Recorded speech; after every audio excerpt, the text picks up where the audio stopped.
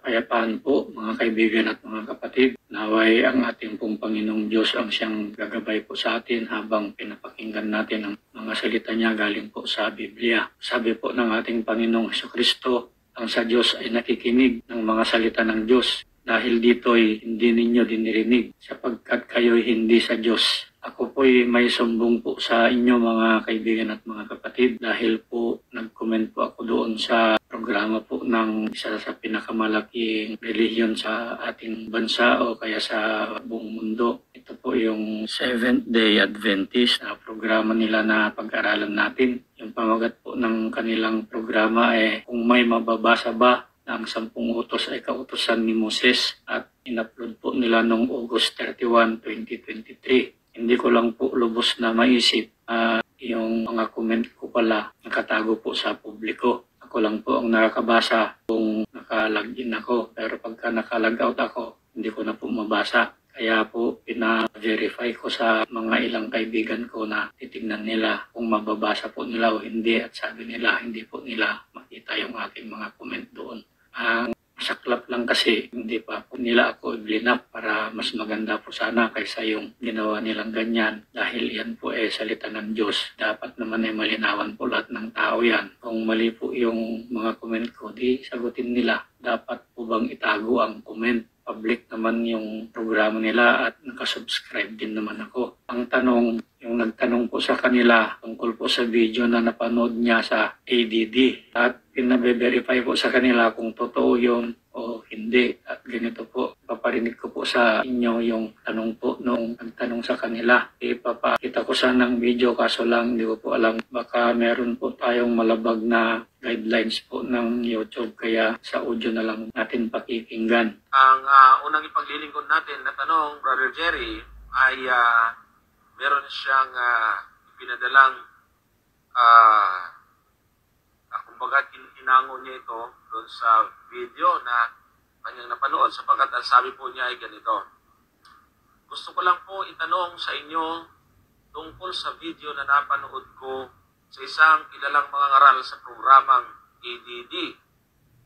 May nagtanong po kasi na kung may mababasa po ba sa Biblia na ang 10 utos ay kautusan ni Moises. At ang sagot po ng mga ngaral ay ang talata na nasa Malakias 4:4. Binasa niya rin po ito sa English. Pagkatapos ay dinugtong yung Deuteronomy 4:13, Exodus 31:18, at Deuteronomy 5:1, patuloy hanggang sa matapos ang 10 utos bilang patunay na yung 10 utos ay kautusan ni Moises. Pwede po bang pakiliwanag po ito? Totoo po ba ito? Yung talata, totoo yun. Yan po yung tanong po nung nagtanong sa kanila kung yung 10 utos ay kautusan po ni Moses o hindi. Ang paniniwala po kasi ng mga taga-SDA, ang kautusan po ni Moses ay yun pong libro ni Moses, yung Genesis, Exodo, Levitico, Bilang, at yung Deuteronomio. Yun po ang stand nila. At ito po mapapakinggan po natin sa programa naman nilang iba. Ituwid Moses Soriano, ano ang tinutukoy na huwag dagdagan ni babawasan? Yun po ang pamagat ng kanilang programa. Tandaan nyo mga kapatid, pag sinabing Torah, ito yung unang aklat sa Old Testament na sinulat ni Moises. Ang salin niyan sa atin ay kautusan ni Moises. Kaya, pag sinabing kautusan ni Moises, hindi yung 10 utos. Yan po yung mga aklat ni Moises.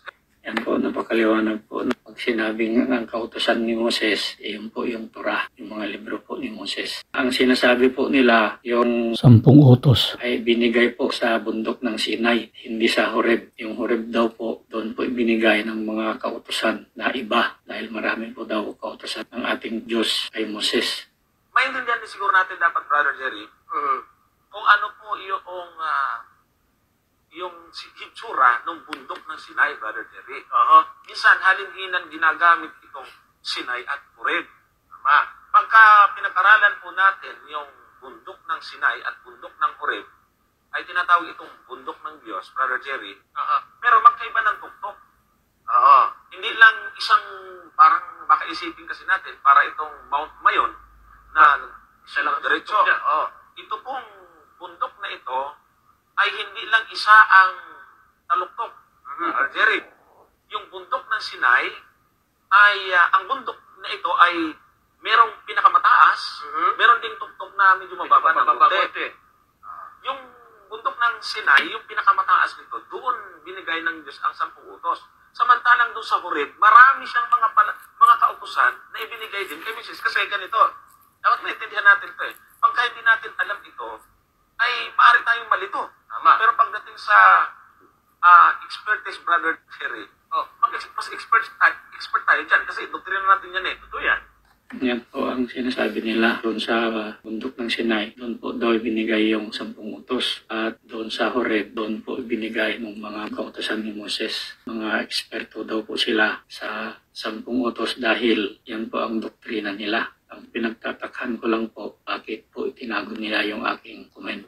Kung atin pong susundan po ang Biblia, ang Rephidim po na kung saan ang ating Panginoong Diyos ay nagbigay sa mga Israelita ng tubig sa pamamagitan ng pagpalo ng tungkod ni Moises sa bato upang daluyan ng tubig ay sakop po ng Horeb. Exodo 17:6. Narito, ako'y tatayo sa harap mo roon sa ibabaw ng bato sa Horeb at iyong papaluin ang bato at lalabas ang tubig upang ang bayan ay makainom. At gayon ang ginawa ni Moises sa paningin ng mga matanda sa Israel.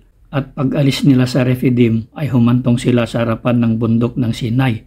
Exodo 19:2. At nang sila'y umalis sa Rephidim at dumating sa ilang ng Sinai ay humantong sila sa ilang at dooy humantong ang Israel sa harap ng bundok. Maliwanag po na ang bundok ay nasa pagitan po ng Horeb at ang ilang ng Sinai. Kaya po pwedeng tawagin ang bundok na bundok ng Horeb at bundok ng Sinai. Atin pong lilinawin po yung mga sinasabi nila. Ganito po ang sinasabi po ng Biblia sa kautusan ni Moses. Yan po ay mababasa po natin sa Hebreo 10:28. Ang magpapawalang halaga sa kautusan ni Moises sa patutuo ng 2 o 3 saksi ay mamamatay na walang awa. Sana po meron pong magpapaliwanag kung ang kautusan ni Moses, kung yung Torah, may kapangyarihan po na humatol ng kamatayan. Ang kautusan po ay kaagapay na po ng mga palatuntunan, mga utos, mga kahatulan, at may batas pa nga po eh. Yan po ay mababasa po natin sa Efeso 2:15. Na inalis ang pagkakaalit sa pamamagitan ng kanyang laman kahit kautusan na may mga batas at ang palatuntunan upang sa dalawa ay lalangin sa kanyang sarili ang isang taong bago. Sa ganito'y ginawa ang kapayapaan.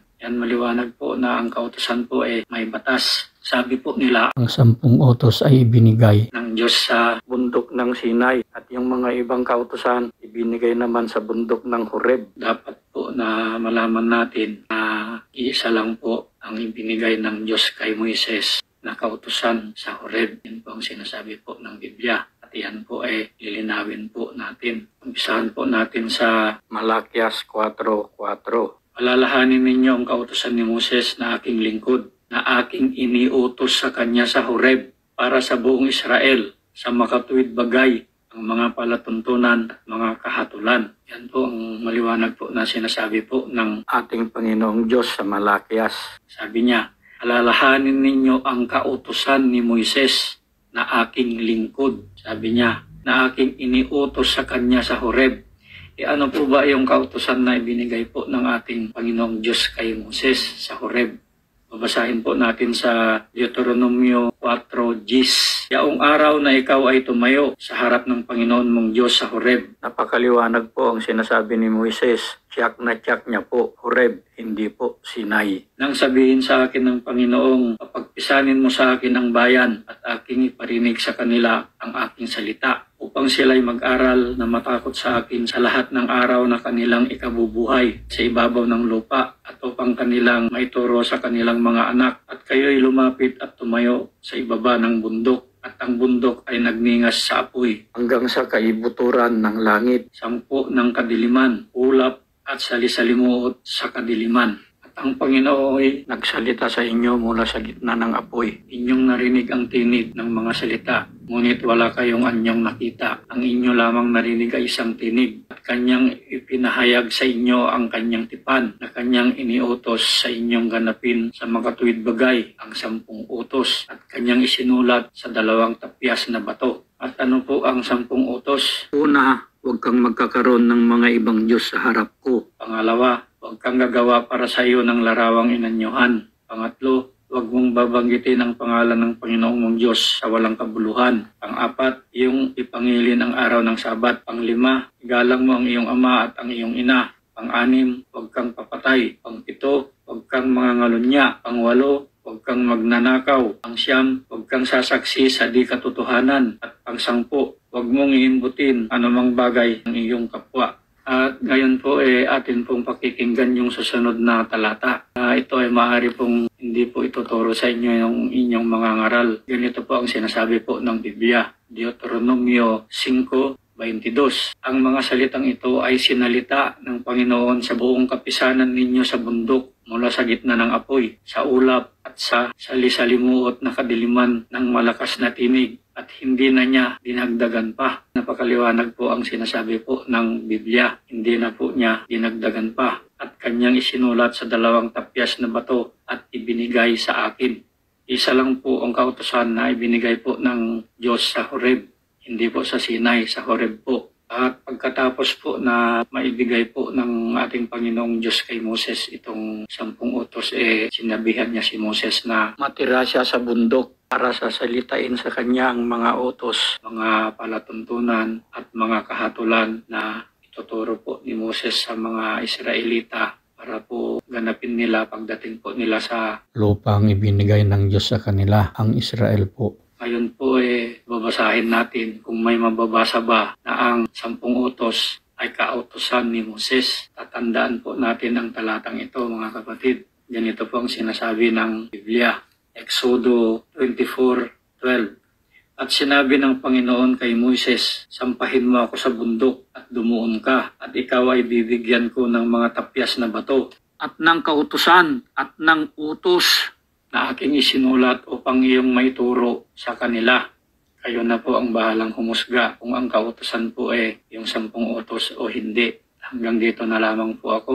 Sana po ang ating Panginoong Diyos, ang ating Panginoong Hesukristo, sa pakikisama po ng Espiritu Santo, sumasa atin po magpakailan-kailan pa man. God bless po.